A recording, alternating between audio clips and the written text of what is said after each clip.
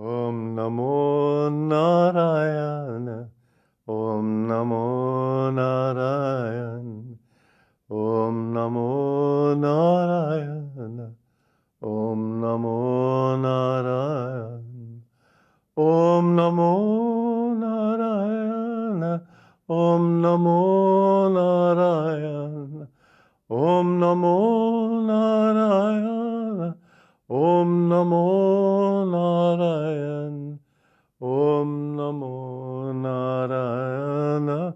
Om Namo Narayana. Om Namo Narayana. Om Namo Narayana. Om Namo Narayana.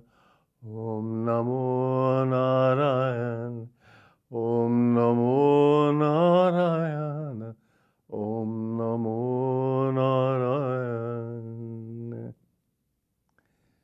May Narayan dwell in your heart because you remember him there. He dwells everywhere, but he dwells more consciously there where he is remembered. Think of God all the time. You know, I was in the hospital last February, and well, because I'm recording these things for many months, I should say February of 2004. And there was a doctor who came to me. I was stretched out flat on my back and hardly conscious. And he said, "Sir, I would like your advice. You know, doctors don't usually come to you for advice." But he said, I want to be honest. I want to be truthful. I want to follow Sanatana Dharma. I believe in yoga principles. And he said, "I have a son in college in Canada. How can I be honest and truthful always without sometimes cutting a little bit of corner and succeed?" And I said to him, or tried to say to him in my semi-conscious state, "You know, you'll be much more successful if you are dharmic always. Yatta dharma tata jaya." Whatever you do that is in tune with truth, you will find that it attracts truth. Well, unfortunately, I was not an example of success lying there practically unconscious. So the next day I was still somewhat unconscious, but I had to wake up enough to have lunch. And at lunch I was saying to a friend, "I would like to write a correspondence course. That's what's needed in India. Material success through yoga principles." I have spent many months writing that course, and I think it's important. If you want information about it, do send for it, because I think it is what India needs today. Not just India, but India perhaps particularly. We need to live by spiritual principles, and that is the trouble with modern mentality. And, you know, I'm not an American. I just happen to have an American body. I'm the disciple of a great Indian guru. That's who I really am. But I don't feel identified with any country. Still, I say this, since so many people in this country and in India are drawing on American values, for God's sake, draw on the right ones. You go to the malls here and you hear that same restless Western music. Yeah, there was a picture in one of the shops there in a mall nearby where this man looks Australian, he may be English, and he's putting something on his car and he's looking as if that's just about the last straw. That kind of attitude, this toughness. Listen, if you want to go on for millions of incarnations, go ahead. I'm not even talking to you. If you want to do something about your own spiritual life, and that means your own happiness, because that man didn't have any happiness in his eyes. If you want to find what everybody in the world wants, learn to live by spiritual principles. You won't find them in anything else. Listen, I have lived in big business. My family was in big business. My father was the first geologist for Europe in the largest company in the world, Esso, Standard Oil of New Jersey. I saw all those people. I didn't see happiness there. It drove me to God. I had the karma to realize that was not what I wanted. And as soon as I read Autobiography of a Yogi in New York, I took the next bus across America to Los Angeles where my Guru was living. And I never thought I'd ever say these words to anyone. The first words I addressed to him were, "I want to be your disciple." And he taught me that we must love others, but we must love God in them. And that's what I want to talk about here in this beautiful book that I've compiled of sayings or conversations with Yogananda, because I spent 3.5 years with him. He said, "My master, Sri Yukteswar, once asked me, 'Do you love people?' I answered, 'No, I love only God.' 'That isn't enough,' he replied. Later he asked me again, 'Do you love people?' I smiled blissfully this time and said, 'Don't ask me.' He could see that my love now was too broad to be spoken about. This time, therefore, he only smiled. The way to love God, really, is to understand that God is in everyone. God isn't just in the statues, the idols, the images. God isn't just in great saints. God is in every blade of grass, and that means that he's in every thuggy, he's in every gunda, he's in everybody. Because everybody in the world is looking for that one thing and they don't know what it is. They think they want happiness.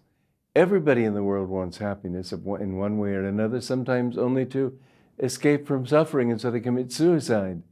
But the real desire of all life is to escape pain and to find happiness. The thing is, most people make the mistake of thinking that happiness lies in things. And so they think that they will get rich and then they will be happy. Some of the richest people in the world are among the most miserable. I have said before about how Howard Hughes, who, when he was alive, was the richest man in the world, or at least said to be, and he was very reclusive. He became extremely paranoid. Imagine, with all his wealth, all his happiness, he became so worried about defilement of this sort and the other. And so one time a newspaper reporter, just a week before he died, managed to get through to him. He asked him this one question: "Have you found happiness?" Howard Hughes said, "Nah, I can't say I found happiness." His very tone of voice said it. You don't find happiness in things. You don't find happiness in big buildings. You don't find happiness in a big bank account. Nor do you find happiness like a criminal shooting people to get their money, taking. The more you can expand your ego, the happier you are. The more you can feel that it isn't mine, it belongs to everybody. The more you can feel that God is in everybody. It's such a lovely experience to have, to look at complete strangers and see, there's God. He's as much in you, as in everyone. God is equally everywhere. Somebody said to me one time, "Why did your Guru show such special love for his chief disciple, Rajarshi Janakananda?" I said, he didn't have special love for anybody. A yogi doesn't. But he could express that love because Rajarshi could understand it. Most people, had he shown that kind of love to them, would have become a little proud. We want to reach the point where God is loving God, as he said. I had a lovely experience. I have related it before. This was quite a few years ago. I was visiting Paris, and it was on my birthday. And I wanted to celebrate by going to a concert which I'd seen advertised in the papers. And so I reached the door. It was in a big church. I reached the door of the church just as they were closing it, and the man was saying, "I'm sorry, there's no more room." And I said to him in French, "But it's my birthday." And he said, "Ah, alors, entrez, bienvenue, vous êtes le bienvenu, you're very welcome." And so he put me inside, but the audience was completely full, so he had to put me on the stage, you might say, behind the altar, so that I and a very small handful of people were facing 700 people in the audience. Well, the music was so beautiful and so well played and with so much joy. I just felt bliss. And I suppose it showed in my countenance in some way. At any rate, later I was on the subway, the metro as they call it, and an old woman came up to me and she said, "Do you remember me?" I said, well, no. She said, but I was in the audience, as if I could recognize her out of 700 people. But you know what had happened was that she had felt my joy in such a way as to feel there was a personal communication between us. Now that is a sweet thing. She sat down and she began asking me, telling me problems in her family and asking what suggestions I might have to help resolve these problems, that her own daughter was not being kind to her, and the sort of things that happen in a worldly family. Listen, no one is your own. God is your own. Don't forget it. People say, well, if I give my life to God, what will my mother say? What will my father say? All right, so next life you'll have the same question. What will my mother say and what will my father say? In 1,000 lives, it'll be another 1,000 fathers and mothers. It'll all be the same. What is the use? You have one father. I know my guru used to say, one time I said to my father, he said, you have no father. I mean, my heavenly father. He said, that's better. He didn't disrespect the family, but he wanted us to remember, if we had given our lives to God, God was our father, God was our mother. You have to have a certain firmness. Otherwise, if you're lukewarm and wishy-washy, you won't get there. So, yes, have that understanding that God is in all, and in that way love them. If your love is particular, it will be a particular kind of love. I love her because she's so sweet. Okay, then will you be able equally to love somebody who insults you? No, you won't. But if you love God, you will love God whether he's sweet, whether he's sometimes the one who is insulting you is doing you a lot more favor. Remember, he disciplines you also. The more you have that consciousness that he is your only reality, the more he will teach you through other people too. And many times I don't feel, well, I'm the founder of this large organization, I have thousands of people following me, etc., etc. I never think that way. It's all God's. And sometimes if somebody who's just a little child will come to me and say something that is a correction, I will say, thank you. I don't care to prove myself to be genuine. I'm just me. I don't matter to myself when people say, I like to be around you. I say, listen, I'm the one person I'm trying to get away from. Don't get bound by your ego. But the more you can understand that God is in all, and I love God in all, the more you can see that you can love everybody. And it's not less love. It's a much greater love. Impersonal love means not to be less loving toward the individual, but to have less personal consciousness in it, feel rather God is loving them through me. That is impersonal love. This is what I saw in my guru. I used to pray to him, help me to love you as you love me. And he saw me the next, several days later, and he said, how can the little cup hold the whole ocean?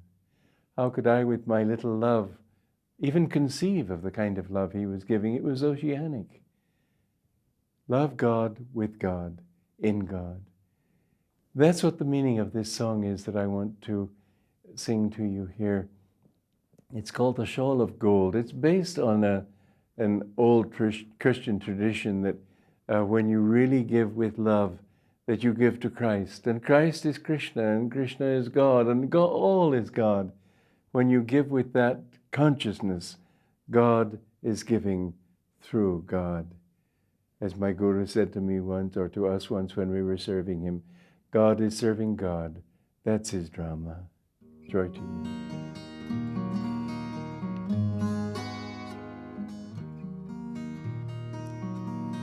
A poor little girl walking in the cold, her clothing all tattered and thin, spied a rich man standing outside a church, outside a church, outside a church. Spied a rich man standing outside a church, the service about to begin. Kind sir, she said, hear an orphan child The cold winds of winter have come. I've no place to live, not in all the world. Oh, help me find work in some home.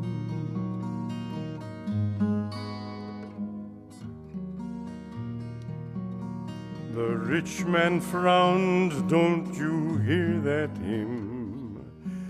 Good people have gathered in prayer. It's a day for worship, impious girl. Impious girl, oh impious girl. It's a day for worship, impious girl. Don't speak here of earthly affairs. He walked off and entered the holy church. The girl wandered down the cold street, and there all at once she beheld a small boy. No jacket, no shoes for his feet.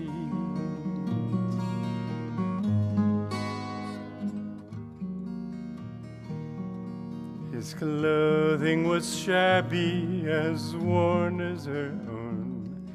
He shivered against a closed door. Alas, he cried, none will take me in. Take me in, none will take me in. Alas, he cried, none will take me in. Though I'm starving and cold, for I'm poor. Seeing him, she cried, how I feel for you. It's bitter with no friends to live. Here, please take my shawl, it's all I can spare, though it's shameful so little to give.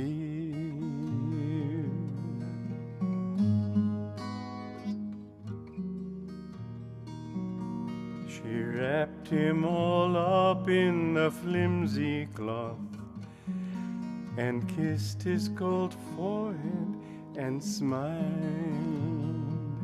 Suddenly a warmth like a summer breeze, summer breeze like a summer breeze. Suddenly a warmth like a summer breeze encircled this poor girl and child. And a tender voice said, my daughter, I'm here. No more shall you weep without friends, for in yonder church there's no love like yours. Those with pure hearts, their needs I attend.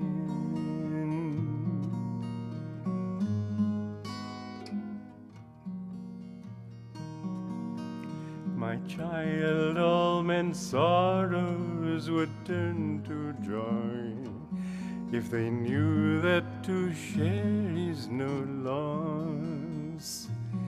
For its kindness softens the human heart, human heart, the human heart. For its kindness softens the human heart. I know, I who died on the cross. Worship means but love, and my love you've found by your gift to me here in the cold. And she saw their clothes were now woolen and warm, and the shawl was now spun of fine